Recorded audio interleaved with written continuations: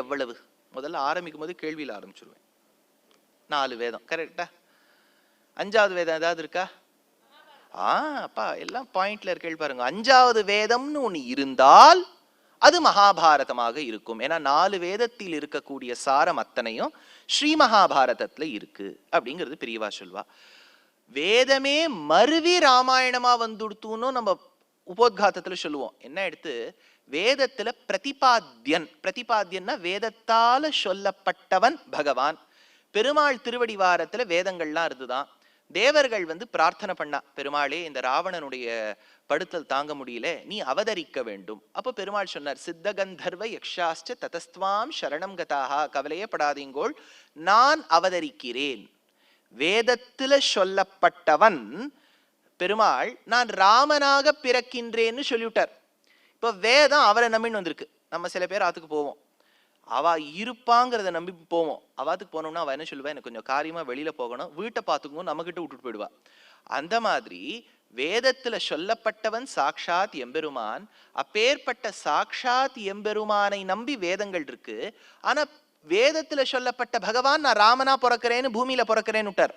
அப்ப வேதங்கள் சொல்லித்தான், ஒன்ன நம்பிதானே நாங்க வைகுண்டத்துல இருக்கோம். அப்ப நாங்கள் யாராக பிறப்பது? வேதத்துல சொல்லப்பட்ட நீ ராமனாக பிறந்து விட்டாய். வேதங்கள் நாங்கள் யாராக பிறப்பது? ராமாயணமா பிறந்துருங்கோன்னு பெருமாள். வேதவேத்யே பரே பும்சி ஜாதே தசரதாத்மஜே வேத பிராச்சேதசா தாசீத் சாக்ஷாத் ராமாயணாத்மனா. 4 வேதங்கள் வேறல்ல, ராமாயணம் வேறல்ல.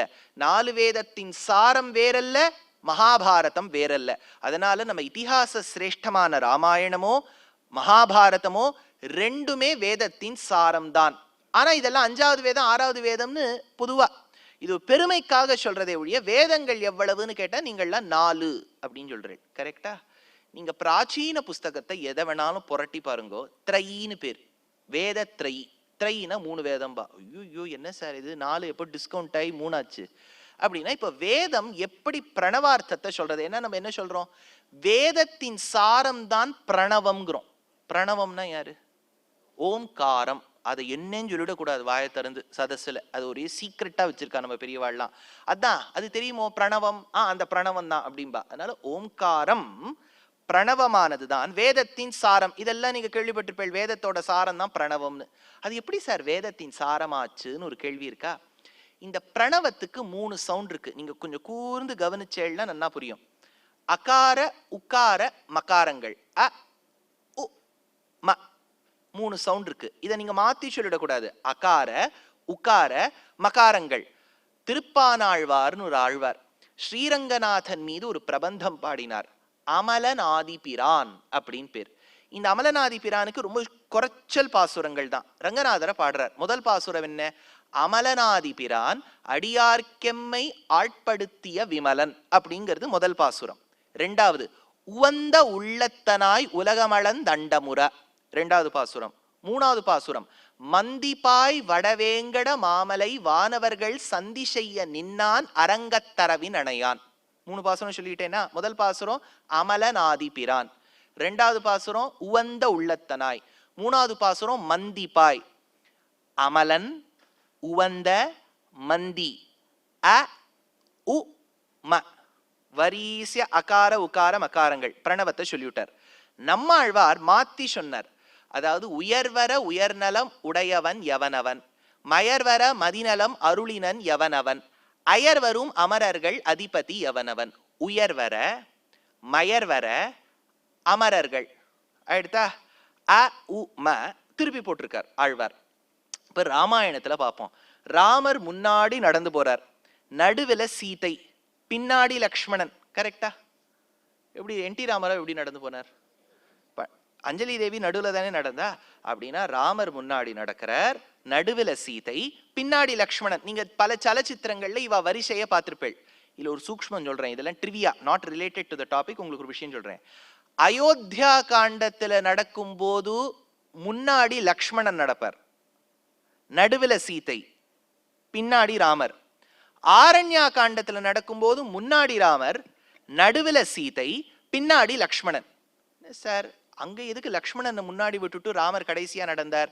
அதுக்கு ஒரு அர்த்தம் சொல்றா ஸ்ரீமத் ராமாயணத்துல. அயோத்தியா காண்டத்தின் முடிவில் அவ காட்டுக்குள்ள போகும்போது பரத்வாஜருங்கிற ரிஷியின் ஆசிரமத்துக்கு போறா.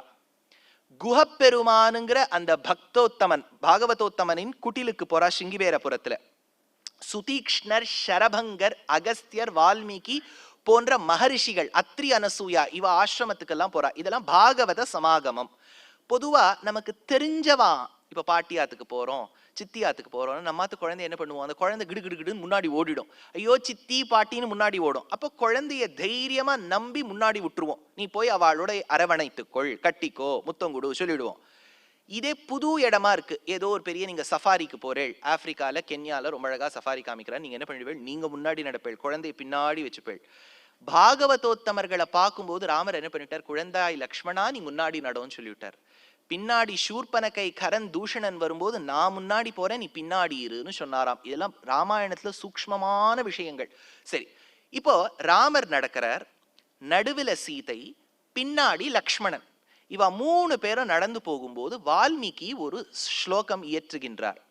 அக்ரத பிரயயௌ ராமஹா. அக்ரதஹானா முன்னாடி நடக்கிறார் ராமர். அக்ரதஹ பிரயயௌ ராமஹா, ராமன் முன்னாடி நடக்கிறார். சீதா மத்தியேசு மத்தியமா, நடுவுல சீதை நடக்கிறா. நடுவுல சீதை ஏன் நடக்கிறார், வால்மீகியுடைய நயத்தை பாருங்க. சுமத்தியமா, ஏன்னா அவ இடையழகி. இடையில ஏன் நடக்கிறா, ஏன்னா அவ இடையழகி. மத்தியமா, சுமத்தியமான அவ இடுப்பு இருக்கா இல்லையா, ஏன்னா இடுப்புங்கிறது நடுபாகம் இல்லையா, அது மேல் பாகத்தையும் கீழ்பாகத்தையும் கனெக்ட் பண்ணணுமா. இடுப்புங்கிறது it should connect the upper torso and the lower torso. That is its only purpose. It should not be visible to the onlookers eyes. இடுப்புங்கிறது நீங்க சூக்ஷ்மமா எங்கேயோ தூர்பீன்லேன்னு பார்த்தா இப்படி ஜூம் பண்ணி, இப்பெல்லாம் இப்போ டிஜிட்டல் கேமரா இப்படி ஜூம் பண்ணி பார்த்தா மெல்லிசா ஒரு குச்சி மாதிரி தெரியணுமா.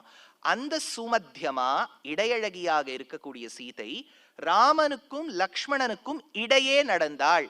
சீதா மத்தியேசு மத்தியமா. பிருஷ்டதஸ்து தனுஷ் பாணிகி, உறங்கா வில்லியாக இருந்த, உறங்கா வில்லினா வில்லை ஏந்தினவன் வில்லி. உறங்கா வில்லி, எப்பவுமே உறங்க மாட்டார், உறங்கா வில்லியாக இருந்தவர், ராஜாவுக்கு இளவரசனை போல் இருந்தவர். இளம்கோ, லக்ஷ்மணனுக்கு இளம்கோன்னு பேர். இளங்கோ இளங்கோன்னு சொல்றோம் இல்லையா, இளங்கோனா இளையவன் அர்த்தம். இளைய பெருமாள் பின்னாடி நடந்தார். பிருஷ்டதஸ்து தனுஷ்பாணிஹி, தனுஷோட நடந்தார். லக்ஷ்மணஹ அனுஜகாம, கூட நடந்தார். கூட நடந்தார்னா என்ன அர்த்தம், ஏன் சார் கூட நடந்தார்னு சொல்லணுமானா, இப்ப பல பேர் கிளம்பி போயிடுவா, இப்ப பெரிய திருவிழான்னு வச்சுக்கோ, கூட நடக்கவே மாட்டா, எங்கேயாவது நடந்துன்னு வருவா. அதனால அனுஜகாமஹா, கூடவே நடந்தார். இந்த ஸ்லோகம் புரிஞ்சு கொடுத்தா. இப்போ மறுபடியும் பாருங்க, அக்ரத பிரயயௌ ராமஹா, ராமன் அக்ரதனாக நடந்தார். சீதா மத்தியே சு மத்தியமா. சுனா எப்படி ஃபார்ம் பண்ணுவேள், ச பிளஸ் உ இஸ் சு. அப்படின்னா ராமருக்கு அக்ரதஹ அ, சீதாக்கு உ. லக்ஷ்மணஹ மகாரம், அ உ ம, பிரணவத்துக்கு கால் முளைச்சா மாதிரி 3 பேரும் நடந்து போனான்னு வால்மீகி எடுக்கிறார். ரங்கநாதன், அந்த ராமர் வழிபட்ட எம்பெருமான் யார், ரங்கநாதன். ரங்கநாதனை பாடும்போது திருப்பானாழ்வார் அமலன் உவந்த மந்தி, அ உ ம அப்படின்னா பிரணவத்தில் இருக்கக்கூடிய அகார உகார மகாரங்கள் இந்த பிரபந்தத்திலயும் ராமாயணத்திலயும் இருக்கு. வேதத்தின் சாரம் தான் பிரணவம்னு சொல்றோம். அது ஏன் வேதத்தின் சாரமாச்சுங்கிற ஒரு விஷயத்தை சொல்ல போறேன், நுட்பமான விஷயம் புரிஞ்சுக்குங்க. இப்போ ரிக்வேதம் எப்படி ஆரம்பிக்கிறது அப்படின்னா, அக்னிமீளே புரோஹீதம் அப்படின்னு ஆரம்பிக்கிறது. அக்னிமீளே அகாரத்துல ஆரம்பிக்கிறதா, எப்படி முடியறது, சமானமஸ்து ஓமனோ யதாவஹா சுசஹா சதி இ அப்படின்னா அகாரத்துல ஆரம்பிச்சு இல முடியறது ரிக்வேதம். கவனிச்சுட்டு கேளா, முதல் மந்திரம் அகாரத்துல ஆரம்பிக்கிறது, சுசஹா சதி இ இகாரத்துல முடியறது ரிக்வேதம். இப்ப யஜுர்வேதம் எதுல ஆரம்பிக்கிறதுன்னு பாக்குறான். இஷேத்வோர் ஜேத்வா இ இகாரத்துல ஆரம்பிக்கிறது, முடியும் போது சமுத்ரோ பந்துஹு உகாரத்துல முடியறது. அப்படின்னா யஜுர்வேதம் இல ஆரம்பிச்சு உல முடியறது, ரிக்வேதம் அல ஆரம்பிச்சு ஈல முடியறது. ஆனா நம்ம வரிசையா சொல்லும் போது ரிக்வேதம் யஜுர்வேதம் சொல்றோம். நல்லா புரிஞ்சுக்கோ, ரிக்வேதம் அல ஆரம்பிச்சு ஈல முடியறதா ரிக்வேதம், யஜுர்வேதம் ஈல ஆரம்பிச்சு ஊல முடியறதா. அப்ப நம்ம மேத்ஸ்ல என்ன பண்ணிடுவோம், இந்த ஈய ஒன்னா சேர்த்தோம்னா எதுல ஆரம்பிச்சு எதுல முடியறது, ரிக்கும் யஜுரும் ஆல ஆரம்பிச்சு ஊல முடிஞ்சுடுத்து, அகாரத்திலேருந்து ஆரம்பிச்சு உக்காரம் வந்துடுத்து. இப்போ சாமவேதம் எப்படி வருதுன்னு பார்க்கலாம். சாமவேதத்துல அக்ன ஆ அப்படின்னு ஆரம்பிக்கிறது, அக்ன அகாரத்துல ஆரம்பிக்கிறது, முடியும் போது ஸ்வஸ்தினோ ப்ரஹஸ்பதிர் ததாது உல முடியுது. சாமவேதம் ஆல ஆரம்பிச்சு ஊல முடியுது. ரிக்வேத யஜுர்வேதங்கள் அகாரத்தில் ஆரம்பிச்சு உக்காரத்துல முடியுது. ஆட் டு உ குழப்பமா இருக்கா? இல்ல இப்படியே போயிட்டு இருக்கே சுவாமி. அதனால ரிக் யஜுர்வேதத்தின் சேர்த்தி ஆல ஆரம்பிச்சு ஊல முடியுது. சாமவேதம் ஆல ஆரம்பிச்சு ஊல முடியுது. ஆனா பிரணவத்துல அ உ மா வரணும். மா எங்கேருந்து வரும்னு உங்களுக்கு ஒரு கேள்வி வரும். ஏன்னா இது மா வந்தால்தான் வேதத்தின் சாரம் பிரணவம்னு சொல்ல முடியும். இப்ப சாமவேதம் சங்கீத ரூபேண தான் இருக்கு. சங்கீதத்தை இப்போ இங்க சங்கீத சாஸ்திரத்துல பரிச்சயம் இருக்கக்கூடிய வித்வான்கள் விதுஷிகள் நீங்க பல பேர் இருப்பேள். இன்னைக்கு நம்ம சொல்லக்கூடிய ராகங்களை மேளகர்த்தாக்கள்னு பிரிக்கிறோம். 72 மேளகர்த்தா ராகங்கள். அதுல 36 ஒரு தினுசு சொல்லுவோம், 36 இன்னொரு தினுசா சொல்லுவோம். ரெண்டுத்துக்கும் வித்தியாசம் மகாரத்துல மட்டும்தான் வித்தியாசம் வரும். மா 1 மா 2 சரிகம சங்கராபரணம் சரிகம கல்யாணி. இப்போ மா 1 மா 2ல வித்தியாசம் வந்துடுத்துன்னா த்விமத்தியம ராகங்களும் உண்டு. இப்போ ஹமீர் கல்யாணி எடுத்துட்டேன்னா மா 1 மா 2 ரெண்டும் வரும். இப்போ விஷயம் என்னன்னா மக்காரத்துல தானே வித்தியாசம் வருது, இம் சவுண்ட்ல தானே வித்தியாசம் வருது. அப்ப சாமகானம் கான சாஸ்திரத்துக்குரியது மா. ரிக்வேத யஜுர்வேத சாமவேதங்கள்ல வரக்கூடியது ஆ டு உ அகார உகார மகாரங்கள் வந்துடுத்து. இதனுடைய சேர்த்தி தான் பிரணவம். அதனால இந்த 3 வேதம், அதனால்தான் நீங்க பிராச்சீன புஸ்தகங்கள் எடுத்து பார்த்தேன்னா 3 வேதம் தான் இருக்கும். ஏன் சார் 4வது வேதம் சொல்லலையான்னா முதல் 3 வேதத்துல சொல்லப்பட்ட மந்திரங்கள் அதுல இருக்கக்கூடிய சாரமான விஷயங்கள் தான் 4வது வேதத்துல அடங்கியிருக்கு. அதனால வேதங்களை 4ன்னு சொல்லலாம், தப்பில்லை. சதுர்வேதின்னு பல பேர் வச்சுப்பா சர்நேம்ல. 3 வேதம்னு சொல்லலாம், திரிவேதின்னு சொல்லுவா. 2 வேதம்னு வச்சுக்கலாம். எப்படி சார் 2ன்னு வச்சுக்கிறதுனா ரிக்கில் இருக்கக்கூடிய பத்திய ரூபமான மந்திரங்கள் தான் மருவி சாமமா வருது. கிட்டத்தட்ட 90% 1432 மந்திரங்களோ என்னவோ ரிக்வேதத்திலேருந்து சாமவேதத்துக்கு வந்திருக்கு. அதனால ரிக்கில் இருக்கக்கூடிய மந்திரங்கள் தான் ஒரு விதமா பாடிவிட்டான சாமமாயிடுறதா? அப்படின்னா ரிக்கும் சாமமும் ஒண்ணுன்னு வச்சுக்கலாமா?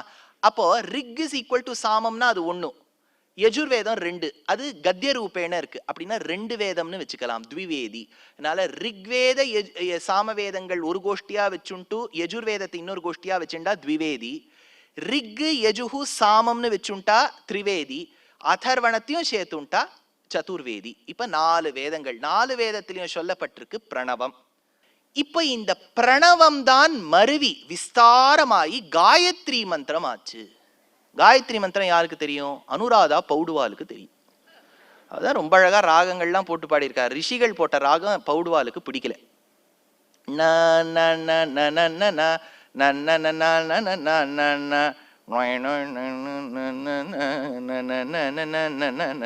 காயந்தம் திராயதி இது காயத்ரி. பாட வேண்டிய விதத்தில் பாடி அப்பேற்பட்டவன் பாடினால்தான் அந்த காயத்ரி அவனை ரட்சிக்கும்னு சொல்றா. அதனால காயத்ரி நம்ம டியூன் பாவம் மெனக்கிட வேண்டாம். அனுராதா பண்ணது தப்புன்னு நான் சொல்ல வரல.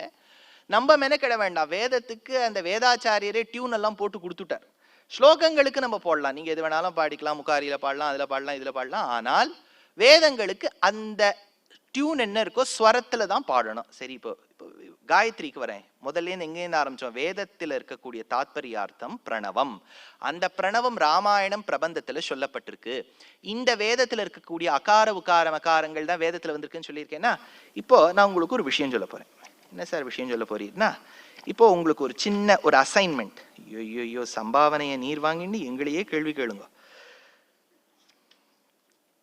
தபஸ்வாத்யாய நிரதம் தபஸ்வி வாக்விதம்பரம் நாரதம் பரிபப்ரச்ச வால்மீகிர் முனி புங்கவம்.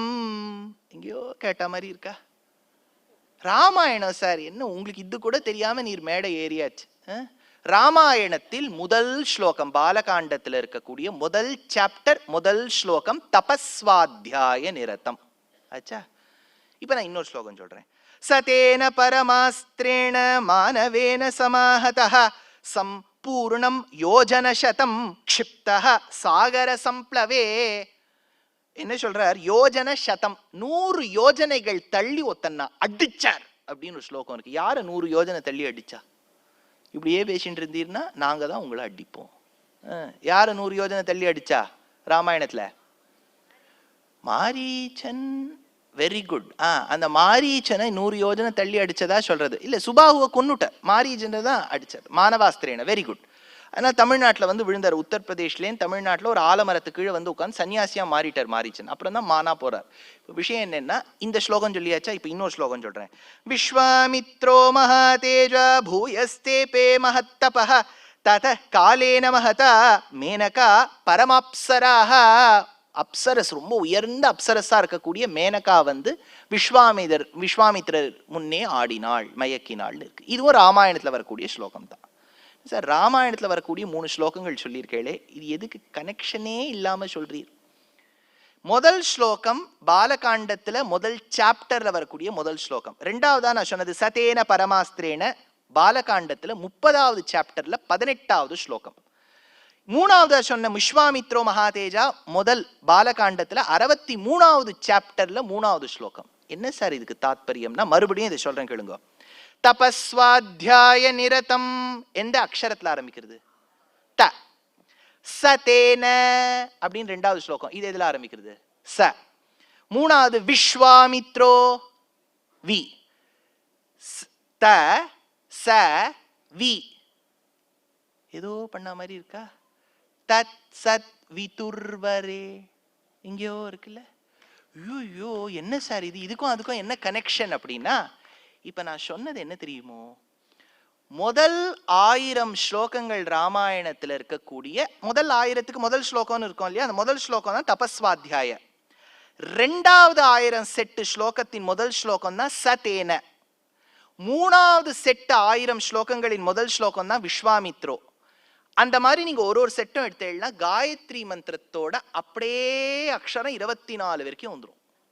அதனால்தான் காயத்ரி ராமாயணம்னு பேரு. காயத்ரீம் சந்தசாம் மாதா. ராமானுஜர் 18 அர்த்த விசேஷங்கள் கத்துண்டார்.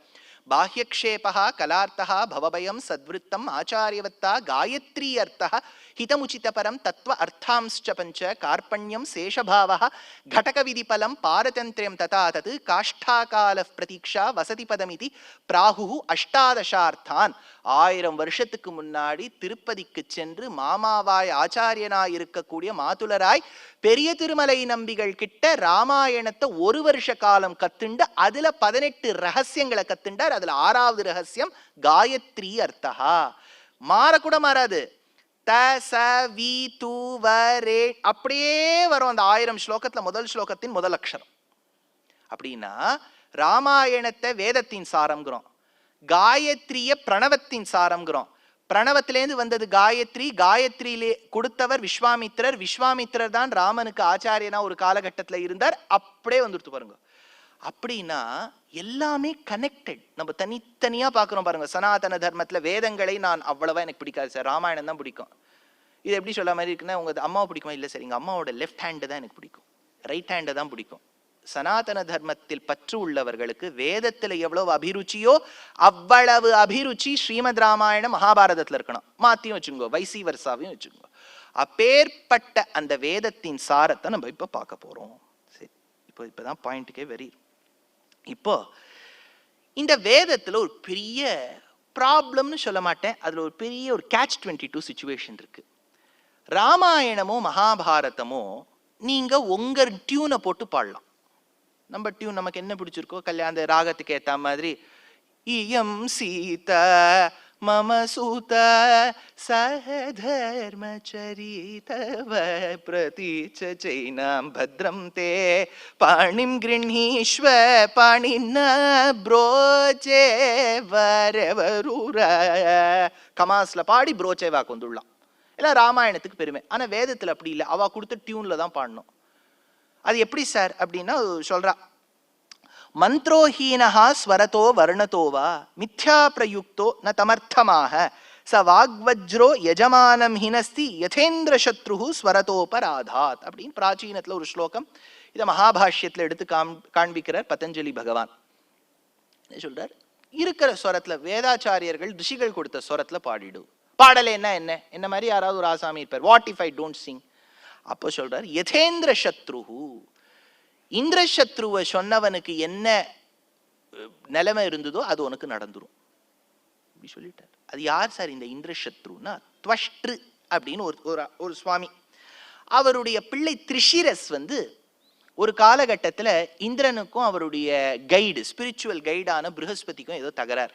அதனால ப்ரஹஸ்பதி கோச்சின் எங்கேயோ போயிட்டார். ஹி டிடன்ட் இன்ஃபார்ம் எங்கே போயிருக்காருன்னு. ஸ்பிரிச்சுவல் கைடு இல்லாமல் இருக்க முடியாது. நிறைய டாக்குமெண்ட்ஸில் அவருடைய கவுண்டர் சைன் கேட்குறா.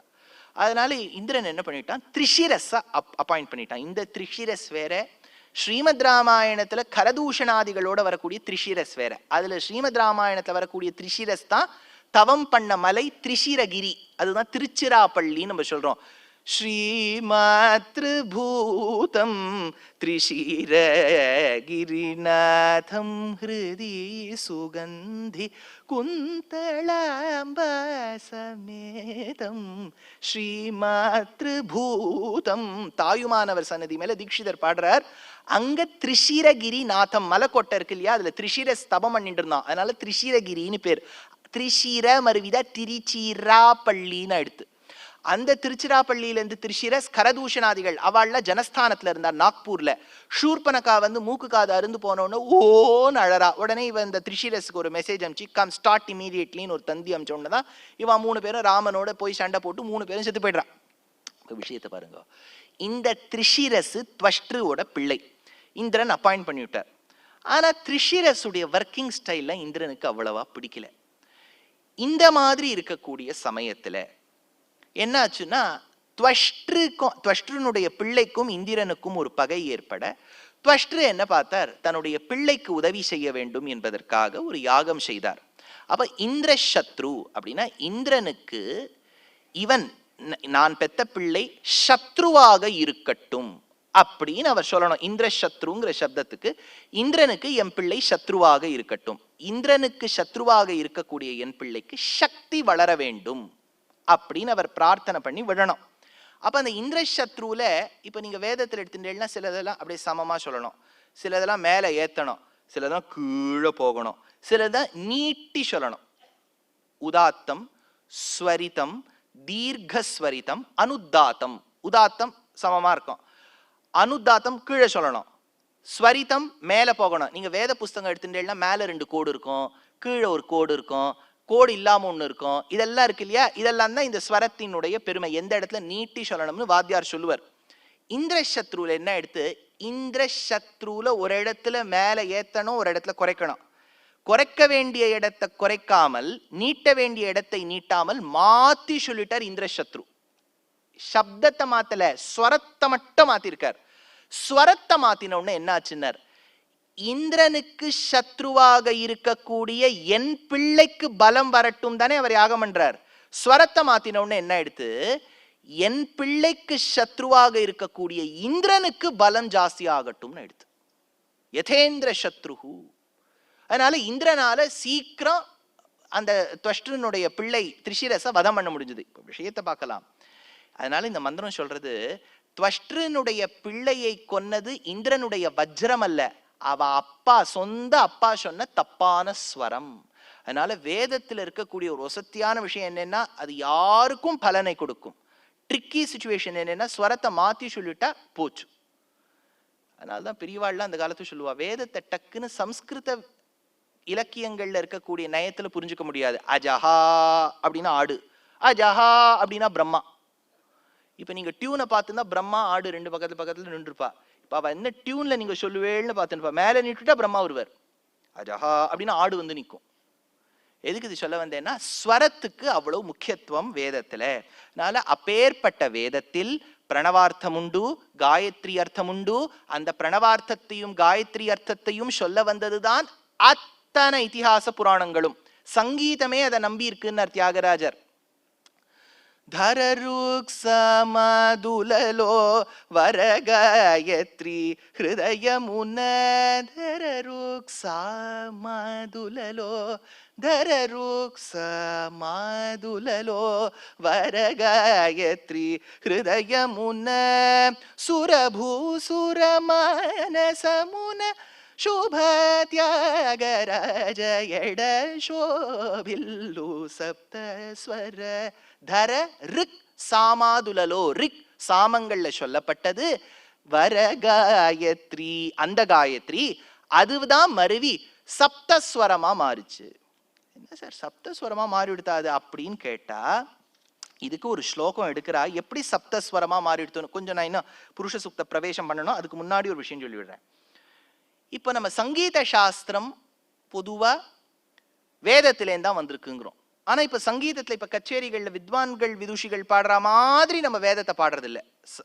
எல்லாரும் என்ன சொல்வானா, சாம வேதமே ஒரு கான ரூபேண தானே இருக்குன்னு. அதுல எப்படி சொல்றானா இந்த இடத்துல, உதாத்தோ நிஷாத காந்தாரா அனுதாத்த ரிஷப தெய்வத்தோ ஸ்வரித பிரபவா ஹேதே ஷட்ஜ மத்தியம பஞ்சமாக. இந்த 7 ஸ்வரங்கள் இருக்கு இல்லையா, அல்ல ஷட்ஜம்ங்கிறது முதல் ஸ்வரம். ஏன் ஷட்ஜத்துக்கு ஷட்ஜம்னு பேரு? ஷட்ஜத்துக்கு அப்புறம் 6 ஸ்வரங்கள் இருக்கு. ரீ க ம ப 6 இருக்கா? இந்த 6க்கும் பிறப்பிடமாக இருப்பது முதல் ஸ்வரம். ஷட்டு 6, ஜம் பிறப்பு, ஷட்ஜம். அடுத்த 6 ஸ்வரங்களுக்கு பிறப்பா இருக்கு ஷட்ஜம், ரிஷபம், காந்தாரம். இந்த 7 ஸ்வரங்களும் நீ வேதத்துல சொல்லக்கூடிய உதாத்தம், ஸ்வரிதம், அனுதாத்தத்திலேந்தான் வந்திருக்குன்னு வேதாச்சாரியன் காமிச்சதுனால இந்த சங்கீத சாஸ்திரமும் வேதத்திலேந்தான் வந்திருக்கு. அதனால பாடுறவர்கள் யாராக இருப்பினும், வித்வான்கள் விதுஷிகள், உங்களுக்கு தெரிஞ்சவாளா இருக்கலாம், நீங்களே பாட்டுல சங்கீத ஞானம் படைச்ச வித்வான்கள் விதுஷிகளாக இருக்கலாம். வேதத்துல எனக்கு நம்பிக்கை இல்லை, சனாதன தர்மத்தில் நம்பிக்கை இல்லை, நான் கமாஸ் ராகத்துக்காக பாடுகின்றேன் அப்படின்னு சொன்னா அசட்டுத்தனம் அர்த்தம். ஏன்னா இது அத்தனையும் வேதத்துல இருந்தா வந்திருக்கு. அதனால we have to be very careful. இது ஒரு ட்ரெண்டா போயிடுது. நான் கடவுள் நம்பிக்கை இல்லை, எனக்கு சங்கீதத்தில் நம்பிக்கை இல்லை, வேதத்தில் நம்பிக்கை இல்லை, நான் காம்போஜிக்காக பாடுகின்றேன், கல்யாணிக்காக பாடுறேன். கல்யாணி காம்போஜி தான் தனித்தனியா நிக்காது, எல்லாம் வேதத்துல இருந்தா வந்திருக்கு. whether you like it or not, if you have chosen this as a profession, at least you should not make a glaring remarks. அதாவது தெரிஞ்சுக்கணும் இல்லையா, இதை நம்பி பழைக்கிறவா அசட்டுத்தனமா இந்த மாதிரி பேசக்கூடாது பாருங்க. இது போய் அவாக்கிட்ட சொல்லிடுங்க, நான் சொன்னேன்னு சொல்லாதீங்க. இப்போ அப்பேற்பட்ட வேதத்துல எத்தனையோ விஷயங்கள் சொல்லப்பட்டிருக்கு. இதெல்லாம் ரொம்ப ஆராய்ச்சி பண்ணக்கூடிய இப்போ டிபார்ட்மெண்ட்ஸ் எல்லாமே யூனிவர்சிட்டிஸ்ல இருக்கு. அந்த உயர்ந்த வேதத்தில் சூக்தம்ங்கிறது ரொம்ப பிரசித்தம். சூக்தம்னா ஒரு தேவதையை நினைச்சுண்டு புகழ்ந்து பாடுவது. அந்த சூக்த பாகங்கள்ல சுப்பிரசித்தமாக இருக்கக்கூடியது பல சூக்தங்கள். சூக்தம்னு எடுத்துட்டா 1008 சூக்தம் இருக்கு. ஆனால் ரொம்ப பெரியோர்கள் கொண்டாடுவது பஞ்சசூக்தம். பஞ்சசூக்தத்துக்கும் வெளிப்பட்டு பல பல பிரசித்தமான சூக்தங்கள் இருக்கு. இப்போ இந்த பஞ்சசூக்தத்திலே ரொம்ப பிரதானமாக கொள்வது புருஷ சூக்தத்தை. இந்த புருஷ சூக்தத்துக்கு என்ன பெருமை அப்படின்னு கேட்கும்போது இந்த புருஷ சூக்தத்தை பத்தி சொல்றார் வேதாச்சாரியர். முண்டகோபனிஷதி அக்ஷராத் பரதஹ பரஹ திவ்ய புருஷோயஹ பரவித்யா வேத்யத்வேன ஸ்ருதஹ சாந்தோக்யேச்ச அந்தராதித்ய வித்யாயாம் யோ ஹிரண்மயः புண்டரீகாக்ஷः புருஷ விசேஷः உத்கீதோபாசனத்வேன ஸ்ருதஹ. ஒவ்வொரு உபனிஷத்திலும் இந்த புருஷனை பத்தி சொல்லப்பட்டிருக்கு. ஏன்னா பல பேர் இங்க ரிக்வேதத்தை சேர்ந்தவர்கள் இருப்பேன். யாராவது ரிக்வேதக்காரா இருக்காளா இங்க? Very good. ரிக்வேதம், ரிக்வேதத்துக்கு அடங்கியவா புருஷ சூக்தம் சொல்லலாமா? தாராளமா சொல்லலாம். ஏன்னா ரிக்வேதத்துல 10வது மண்டலத்துல 90வது சூக்தம் புருஷ சூக்தம். ஆச்சா, சரி. கிருஷ்ண யஜுர்வேதிகள் எவ்வளவு பேர் இருக்கா? என்ன மேக்சிமம் பாப்புலேஷன் ஏத்தரா பாருங்க. இப்ப கிருஷ்ண யஜுர்வேதத்துக்கு அடங்கிய புருஷ சூக்தம் தான் பிரசித்தமா இப்ப 18 மந்திரங்களோட சொல்லிட்டு இருக்கோம். சுக்ல யஜுர்வேதிகள் யாராவது இருக்காளா? Very good. சுக்ல யஜுர்வேதத்திலையும் சொல்லப்பட்டிருக்கு புருஷ சூக்தம். சாமவேதம், சாமவேதத்திலையும் இருக்கு. அதர்வண வேதம் யாராவது இருந்தா பெரிய விஷயம்தான். அதர்வண வேதத்திலையும் சொல்லப்பட்டிருக்கு. 2 சாகைகள்ல சொல்லப்பட்டிருக்கு. அதனால புருஷ சூக்தத்துக்கு என்ன பெருமை தெரியுமோ? நான் இந்த வேதத்தை சேர்ந்தவன், அதுல புருஷ சூக்தம் இல்லைன்னு சொல்ல முடியாது. புருஷ சூக்தத்துக்கு என்ன பெருமைனா அது அத்தனை வேதத்திலையும் இருக்கு.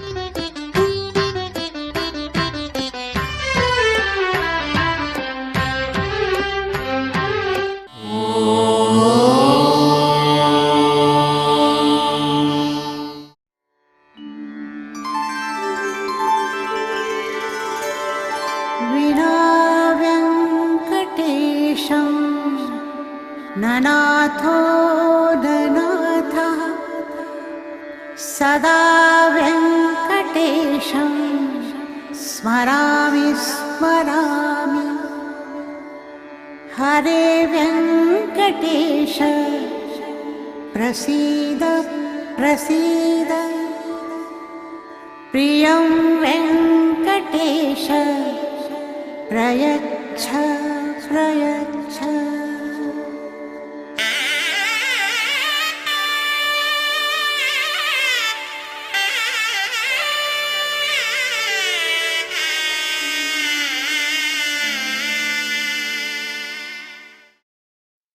गोविन्द